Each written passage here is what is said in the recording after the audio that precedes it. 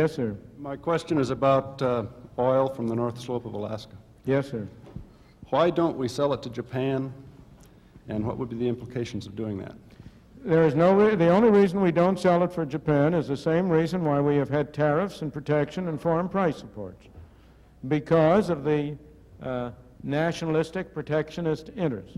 From an economic point of view, there is no doubt whatsoever that it is absolutely absurd for oil from the North Slope to be shipped down to California, to be sent over by expensive land transportation to the Middle West, and at the same time for Japan to be importing oil from the Middle East.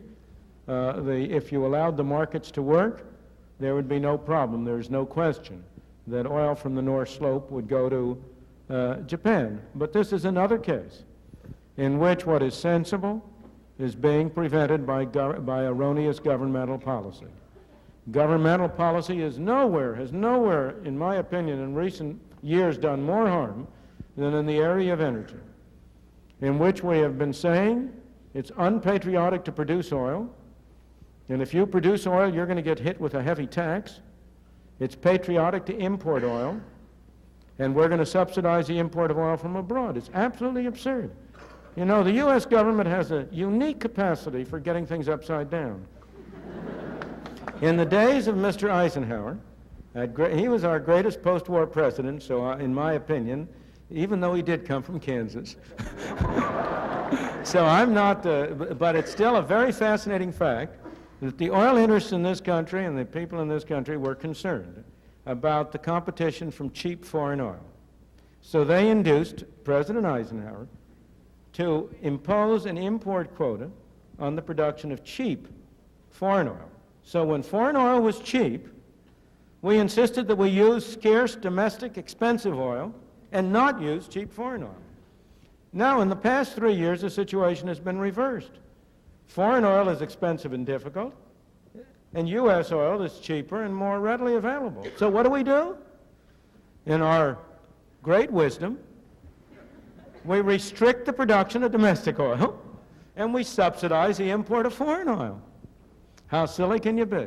Yes, sir. We read about the dollar being weak on the dollar exchange. How did it become politically feasible to unpeg the dollar, and what are the advantages and disadvantages of an unpegged foreign currency versus a pegged foreign currency? It became politically feasible. Let me put that in a different way. The one thing that makes anything politically feasible, is a real crisis in which you have to do something. Where all of us stick in the muds. None of us likes to change our ways unless he has to. Why did Britain's going off the gold standard in 1931 become politically feasible? Because there was nothing else you could do. It was in a desperate state and it no longer could hold it. Why did the unpegging of the dollar in 1971 become politically feasible? Because there was nothing else you could do about it. Because there was a world crisis and you had to do something. And what you had to do, the only alternative, would have been either far-reaching exchange control over every aspect of international transactions, which wouldn't have worked for very long either, because human beings are too ingenious in finding ways around such controls, thank goodness. And so you either had to do that or you had to unpeg the dollar. That's what made it politically feasible. Why was it desirable to do so? For reasons I think that have already become clear in what I said.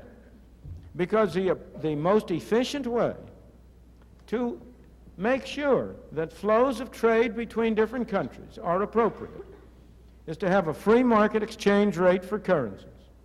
The case for unpegging the dollar is identical with the case for not having wage and price controls at home. There is no difference in principle between freezing the dollar's price, and freezing the price of oil or any other product. Indeed, it's fascinating when you come to political feasibility.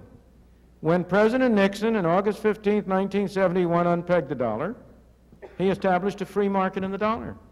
He simultaneously went in the opposite direction by freezing domestic prices and wages. His left hand did not know what his right hand was doing. Yes, sir. My question was economists have been speculating the issue of reestablishing price and wage controls. I guess you just commented on that. Would you like to elaborate on that a little further? I am afraid that the chances that we shall have price and wage controls are unfortunately not negligible. It is a device that governments have repeatedly resorted to try to cover up the effects of their own policies. It is offered as a cure for inflation. It is not a cure for inflation. It has never been a cure for inflation. It is an alleged cure that is far worse than the disease, because its effect is to repress the symptoms, to repress the consequences of the more basic force. I always say that if you want to analyze wage and price control, the simplest analogy that brings it home is to think of a kettle on your stove in which there's water, and the water is boiling. It's got a cover on it, and the boiling water is threatening to throw the cover off. Now, obvious, sensible thing to do is to turn down the heat under the kettle. Another thing you can do is to take a brick and put it on top of the kettle, and at the same time turn up the heat. That is precisely what President Nixon did in 1971, when he simultaneously put a brick on top of the kettle by freezing prices and wages, and at the same time launched on a more expansive monetary and fiscal policy which turned up the heat under the kettle. And what happened? The lid of the kettle blew up. You held it down for a little while, and then you had a 12%, 13% inflation. That has been the experience every time, not simply over the last 20, 30 years, but for 2,000 years. Emperor Diocletian tried the same thing in Rome 2,000 years ago with identically the same results. So I have nothing but a negative opinion about wage and price controls. Yes, sir. Well, I have seen that the free trade ideal has remained mostly an ideal we are striving for. We have seen that in continental Europe, they are leaving it aside every time some of their economic advantages are involved.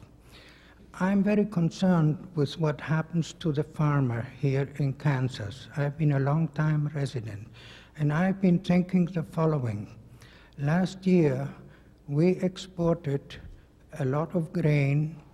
It went to Europe, and I think 2/3 went to Russia, to the Soviets. Now, what happened in those countries, in the purchasing countries, they had to pay in their currency about 15% less than what they paid a year before. This was due to the dollar devaluation. By that situation, I figure that the Russians have received a bonus of maybe $1.5 billion, which inflation has paid for. In other words, the American taxpayer. So what would you think, Dr. Friedman, if somebody came up with an innovation, with an idea to establish an offset, an equalization for this bonus of the dollar devaluation to people that buy in Rotterdam, to people that buy in Russia? I think it would be a very bad idea. I would say, Dr. Friedman, it would require no bureaucracy whatsoever. It would be handled by the bank that receives the payment drafts, and then this money could genuinely be given to the farmer, out of whose hide it was taken in the first place. It was not taken out of the hide of the farmer. I beg your pardon. A market is a market. You know, I did not hear any complaints from farmers at the time that farm prices were abnormally high. Did you? What is this? Are we going to have a game of heads I win, tails you lose? Agriculture is an industry like every other industry. The farmer is an entrepreneur and a businessman. He is in a business which has a characteristic feature of having a fluctuating income. Obviously, in going into that business, he takes into account the fact that some years his income will be high and some years his income will be low. I do not believe it is true, as you say, that anything has been taken out of the hide of the farmer. On the contrary, if we take the experience of the United States over the past 20 years, we have had enormous governmental subsidies to the farmer. Now, the farmer hasn't benefited from that. Let me go slowly. You see, the problem with all of these things like you're describing is that they never have the results that the well-intentioned people who propose them intend to have. What is the effect of spending a lot of money trying to help the farmer? The effect of it is, first of all, to encourage more people to be farmers than otherwise would. Second of all, to make costs of producing agricultural products higher than they otherwise would be, because the counterpart of this is that you take land out of cultivation. It has a lot of side effects which eat up a large fraction of the gain, but that doesn't reduce the cost to the taxpayer. The taxpayer has paid twice. He has paid in the form of higher prices for his food than he need have paid, and he has paid second in the form of the taxes. Now, so far as the Russian case is concerned, I believe you have to be very careful here. I think we should allow the Russians freely to buy all the agricultural products they want, provided they pay for it with their own money, out of their own pockets, and we don't subsidize them. The real problem with the Russian purchases is that in large part it has been subsidized by loans from Western countries. Insofar as those loans are made by private people, that's their business. They're risking their money. Insofar, however, as they have been government guaranteed, as they often have, I am opposed to that. I do not believe that we ought to guarantee loans to the Russians. But then I think we ought to say, okay, if the Russians want to buy wheat, fine. So far as a common market is concerned, they have engaged in agricultural protectionism on a large scale, as you say. They are making a mistake to doing that. They are already suffering by paying a higher price for their agricultural products than they need to. We ought to encourage them to reduce their barriers, of course, on trade. But I think, how many times have you and I heard the story that here is a particular government reform which will not require a bureaucracy? I'm sorry, sir, there is no such animal. I stand corrected with pleasure. Thank you.